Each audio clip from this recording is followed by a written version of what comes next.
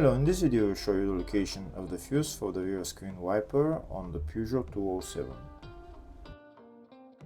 Before I show you the location of the fuses, first I'll show you the location of the main fuse boxes on this Peugeot 207. There is one main fuse box in the engine bay area.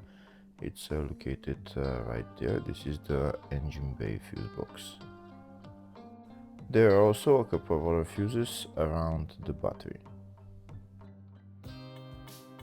The other main fuse box is the fascia fuse box. It's located right there behind this plastic panel, just underneath the steering wheel. To take out the plastic panel, you put your finger in there and you just pull it out.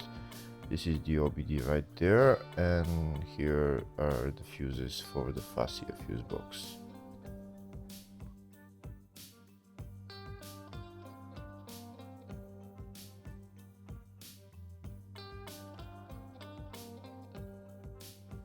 If the video is useful, please subscribe to the channel to see more videos like this.